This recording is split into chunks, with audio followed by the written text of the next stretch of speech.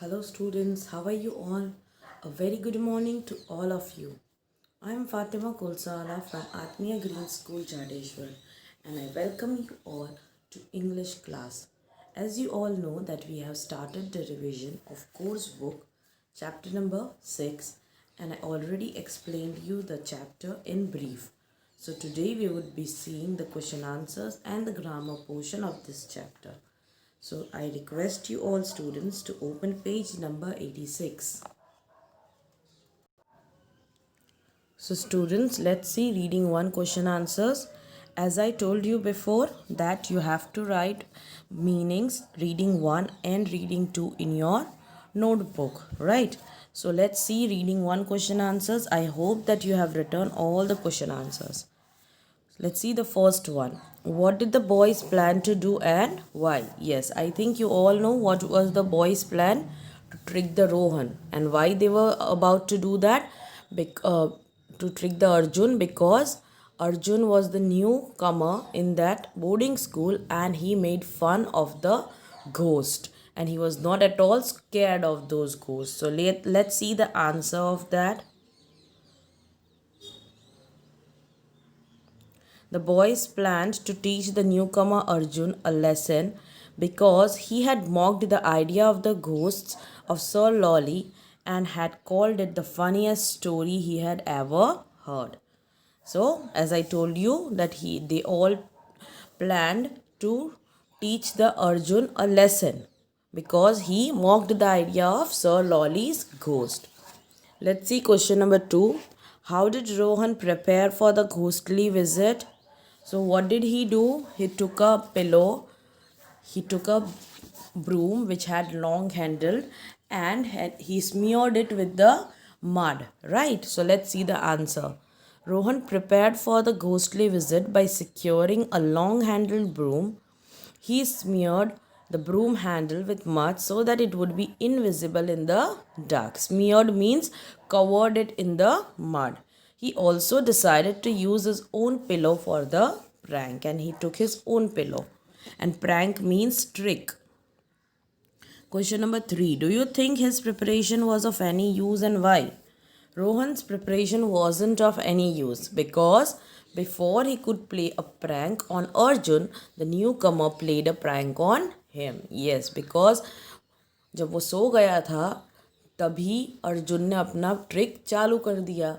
सो उसे अपना plan start करने का टाइम ही नहीं मिला तो उसका जो प्रिपरेशन था वो सब यूजलेस हो गया. Let's C fourth one. Why did the boys giggle before they began screaming? What do you think? Why did they started laughing? Because they all knew that they were pretending, right? क्योंकि उनको पता था कि ये पूरा plan तो उन्होंने ही decide किया. At that time they didn't know कि the one who is playing prank is not Rohan, it's Arjun. Okay, the boys giggled because they assumed Rohan's plan to scare Arjun was working. So everybody started laughing. Let's see question number 5. According to the matron, why was Arjun getting worse and worse? Worse and worse मतलब getting bad day by day. मतलब उसका जो behavior है वो दिन ब दिन बुरा होता जा रहा है. Why was that?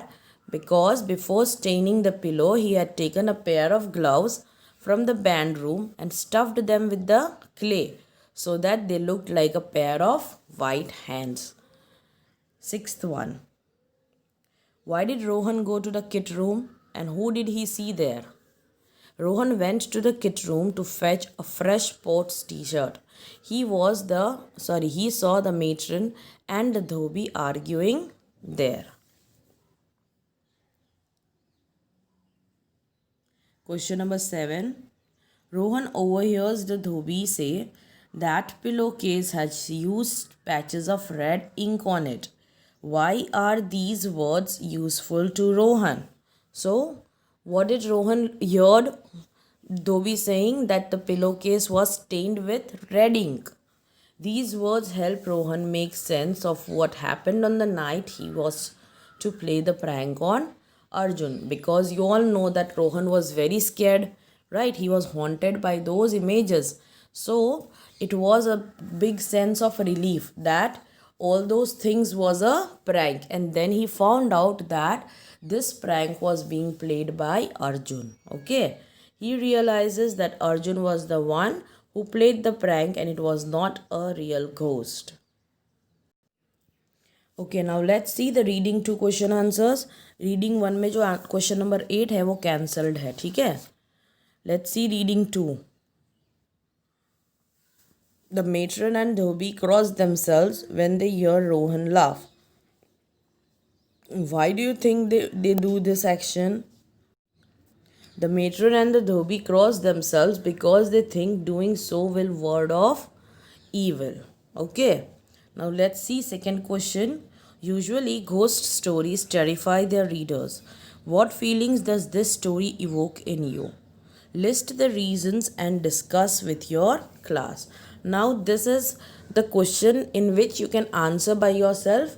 I have already sent you the PDF for that, but if you want you can write the answer by yourself too. Okay, this story reminded me of the camaraderie I share with my friends on school trip and the fun we have together.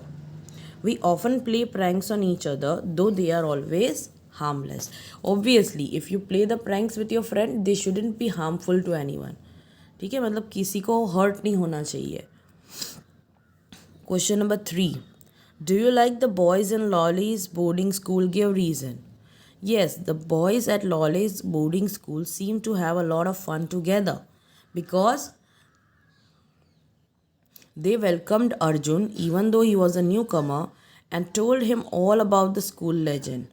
Though they quickly turned on him when he didn't believe their story and decided to teach him a lesson. So the boys over there welcomed the newcomer and let him know about the happenings which were going on in the school. But when he started mocking those stories at that time, they all went against him.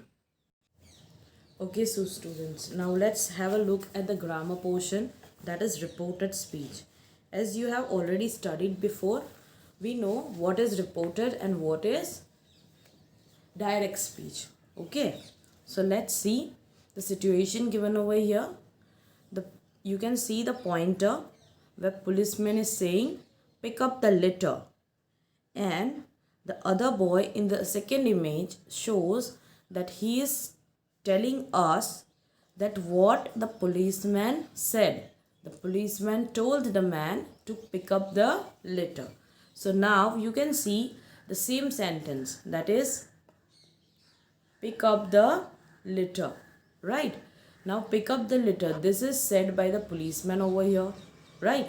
मतलब ये क्या हुआ, उसने ही बोला है, और इसमें ये चीज़ इस लड़के ने बोली है कि पुलिसमैन ने उस आदमी को कहा कि पिक अप द लिटर. ठीक है, सो यहाँ पे ये जो चीज़ पुलिस ने बोली उस चीज़ को इस लड़के ने दूसरों को बताया in his own way, right? So जब ये लड़का बोल रहा है तो उस स्पीच को हम बोलेंगे रिपोर्टेड स्पीच. ठीक है, किसी और की बात बता रहा है ना वो, तो वो हो जाता है reported speech. Let's see the explanation over here. When we present what someone has spoken earlier, we do it in two ways. We can use the exact words of the speaker. The policeman said, pick up the litter. And we can retell the matter using different words. The policeman told the man to pick up the litter. So there are two ways of saying this thing. ठीक है, एक होता है ये वाला तरीका और दूसरा होता है ये.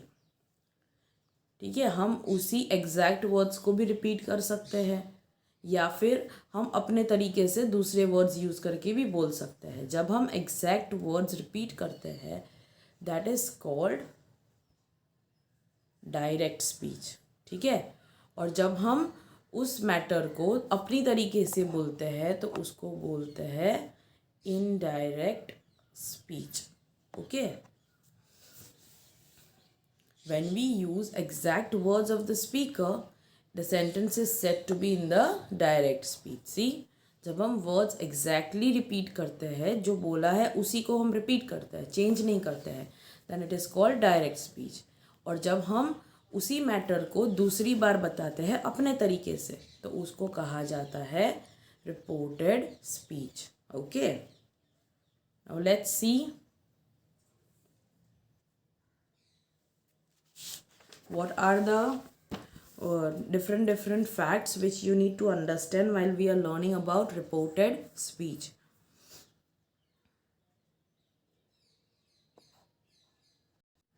Reporting verbs, the verb that conveys what was said is called reporting verb. ठीक है, मतलब जो चीज़ कन्वे कर रही है, बता रही है कि किसने क्या कहा, ठीक है, तो वो होता है आपका रिपोर्टिंग वर्ब। जैसे कि एग्जाम्पल देखो, the matron said you look like you have seen a ghost. The matron said that Rohan looked like he had seen a ghost. So यहाँ पे द वर्ड सेड, ठीक है, दोनों में ये जो वर्ड है दैट इज कन्वेइंग, राइट। सो ये दोनों के अंदर जो सेड है उसको हम रिपोर्टिंग वर्ब कह सकते हैं, ठीक है। Now how is it use both in direct and indirect speech, वो आपको सीखना है। Some reporting verbs are told, promised, asked, wandered, ordered, thought and reminded, ठीक है। So these are some of the verbs जो हम रिपोर्टिंग वर्ब की तरह यूज़ करते हैं। वो डिपेंड करता है, ठीक है। अगर किसी को प्रॉमिस किया है तो आप प्रॉमिस्ड बोल सकते हो। Said and told are most common one, ठीक है। उसके बाद क्वेश्चंस हो तो आप आस्क्ड बोल सकते हो। अगर कोई और किसी को ऑर्डर देना है तो आप, या कमांड दे रहे हो तो ऑर्डर लिख सकते हो, रिक्वेस्टेड लिख सकते हो अगर आप प्लीज़ किसी को रिक्वेस्ट कर रहे हो तो।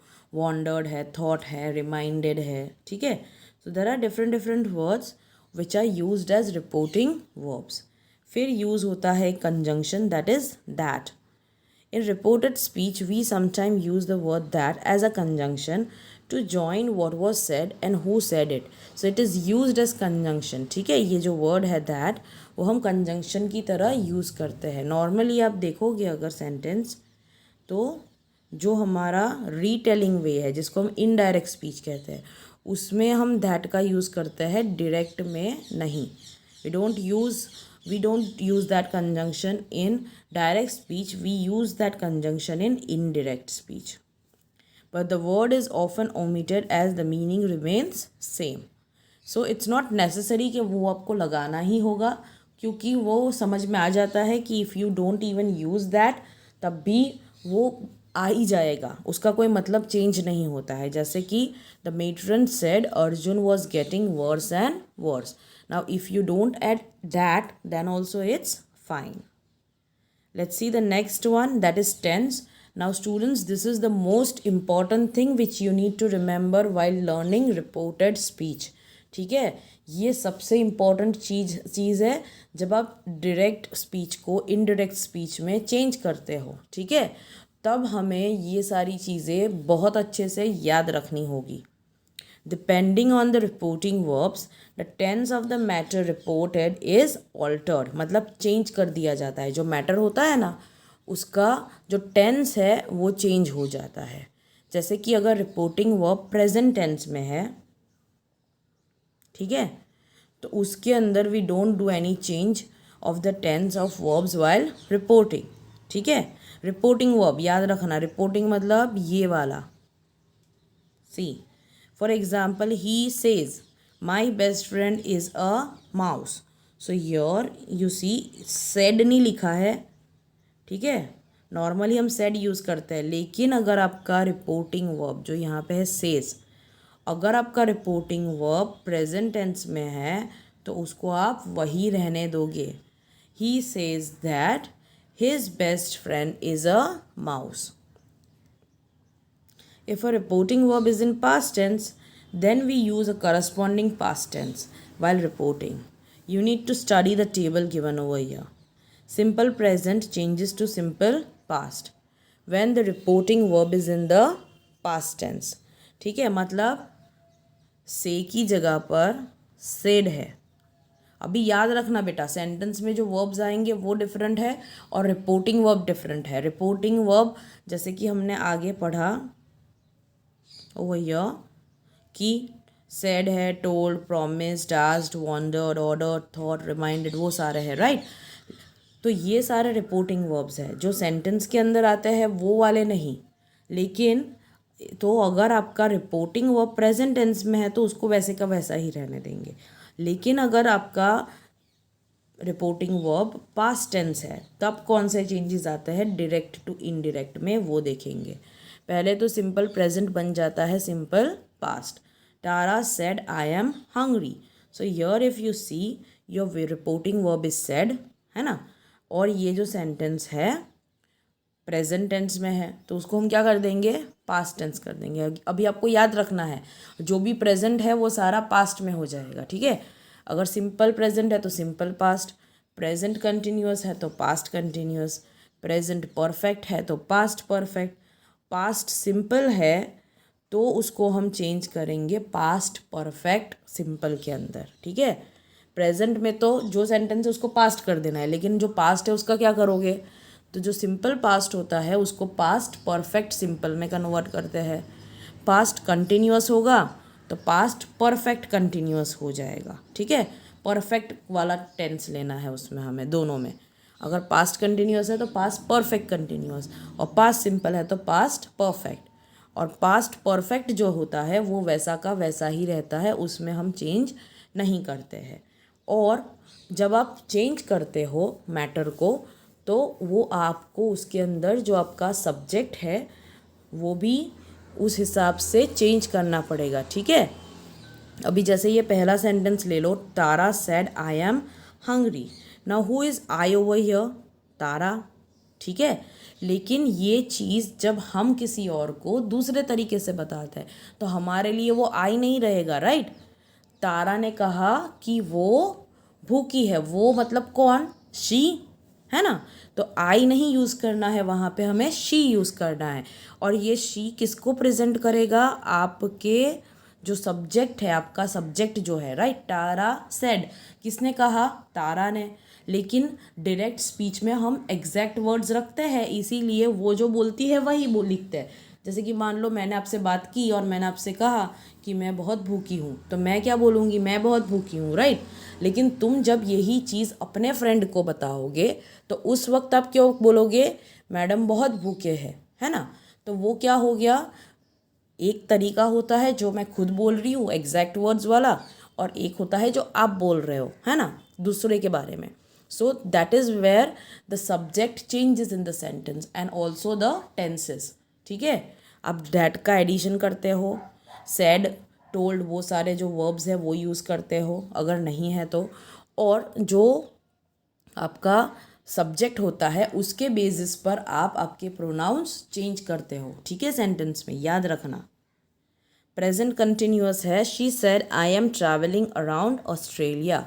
अभी यहाँ पे आपका सब्जेक्ट है शी, तो शी सेड दैट, आई की जगह क्या हो गया, शी, और एम ट्रैवलिंग आपका प्रेजेंट कंटिन्यूअस है तो वॉज ट्रैवलिंग आपका पास्ट कंटिन्यूअस हो जाएगा, right. She said that she was travelling around Australia. Third one, present perfect. Here present perfect का हो जाएगा past perfect. He said no one in the family has done such a thing. तो यहाँ पे has done है, उसकी जगह पर हम हैड कर देंगे, है ना। He said that no one in the family had done such a thing. यहाँ पे उसने जो बोला और ये नो वन जो है वो दोनों अलग अलग है, तो हमें चेंज करने की ज़रूरत नहीं है। हमने सिर्फ हैज़ डन को हैड डन कर दिया, ठीक है। हैड डन पास्ट परफेक्ट है और हैज़ डन प्रेजेंट परफेक्ट है। नाउ पास्ट सिंपल में अगर सेंटेंस होता है तो उसे हमें पास्ट परफेक्ट कर देना है, मतलब प्रेजेंट परफेक्ट और पास्ट सिंपल, ये दोनों चीज़ को हम चेंज करेंगे, सॉरी, इन और पास्ट परफेक्ट, प्रेजेंट परफेक्ट और पास्ट सिंपल। और अगर आपका सेंटेंस पास्ट परफेक्ट में ही है तो उसको वैसे ही रहना देना है। नाउ पास्ट सिंपल में सेंटेंस है, Bindi said I was home. So Bindi said that, Bindi लड़की है तो शी यूज़ किया, और वॉज को निकाल के हैड बीन यूज़ किया है ना। हैड तो आएगा ही परफेक्ट टेंस में। हैड और वॉज मतलब बी का फॉर्म है, हमने आगे पढ़ा हुआ है, राइट। वॉज मतलब बी का फॉर्म है, तो जब हम उसको पास्ट पार्टिसिपल यूज़ करते हैं तो वो हो जाता है been. Past continuous to past perfect continuous. She told us I was working with my father. यहाँ पे वॉज वर्किंग पास्ट कंटिन्यूअस है, तो जब हम उसको चेंज करेंगे तो वो हो जाएगा had been working. She told us that she had been working with her father. Past perfect remains shame. She said, I had learned to handle animals very early. तो उसका वैसे का वैसा ही रहेगा, राइट। तो she said that she had learned to handle animals very early. Okay, वैसे he can का हो जाता है कुड और विल का हो जाता है वुड, ठीक है। She thought I can act well. She thought that she could act well, और विल है सेंटेंस में तो उसका हम वुड कर देंगे, ठीक है। अभी प्रोनाउंस और जो पॉसेसिव है जो मैंने आपको अभी समझाया, ठीक है, तो उसके अंदर आपको याद रखना है कि वो चेंजेस कैसे होते हैं। I have to go, said Meenu. Meenu said that she has to go. यहाँ पे आई मीनू का क्या हो गया, शी हो गया, जैसे मैंने आपको पहले बताया है ना।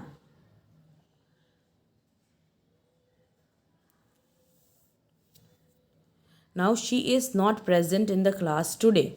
Pankaj said to the teacher. Pankaj told the teacher. Now here if you see, किसी ने किसी को बताया है, यहाँ पे देखो ये वाला सेंटेंस, पंकज ने टीचर को बताया, तो वो सेड टू है। तो अगर सेड टू है तो उसको हम टोल्ड कर सकते हैं, ठीक है। Pankaj told the teacher that she is not present in the class. अभी यहाँ पे शी जो है वो टोटली कोई दूसरा है, तो उसके अंदर हमें उसको चेंज करने की ज़रूरत नहीं है, ठीक है। The dhobi said to the matron, what can I do. यहाँ पे आई कौन है, धोबी, तो और कैन का कुड हो जाएगा। The dhobi told, said to की जगह पर टोल्ड हो गया। The dhobi told the matron what could he do. Teacher said to us submit your projects on time. So, teacher told us that we must submit our projects on time. Now, you need to remember कि जब हम किसी universal fact के बारे में बात करते हैं, जैसे कि the sun rises in the east है, या फिर there are 7 continents in the world है, द स्काई इज़ ब्लू, ये सारी चीज़ें जो है वो यूनिवर्सल फैक्ट है। तो जब हम डायरेक्ट टू इनडायरेक्ट करते हैं तो उसका टेंस या वो जो चीज़ें होती है वो चेंज नहीं कर सकते हैं।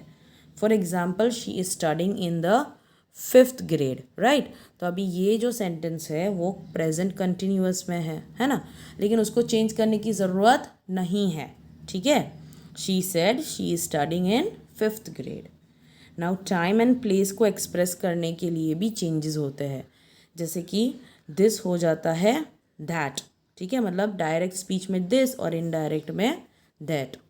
योर हो जाता है देयर, टुडे हो जाता है दैट डे, टुमारो हो जाता है नेक्स्ट डे, यस्टरडे हो जाता है प्रीवियस डे, मतलब एक दिन आगे का। टुमारो मतलब कल, तो कल नहीं बोलते, नेक्स्ट डे बोलते हैं। Next week, the following week और the week after, and this morning हो जाता है that morning. Let's see some examples over here. He said, I am leaving tomorrow. He said that he was leaving the next day.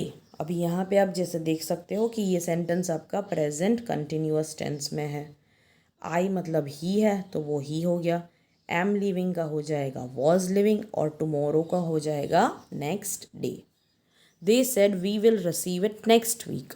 They said that they will का क्या हो गया, would, जो हमने पढ़ा। रिसीव इट नेक्स्ट वीक की जगह पर हो गया फॉलोइंग वीक।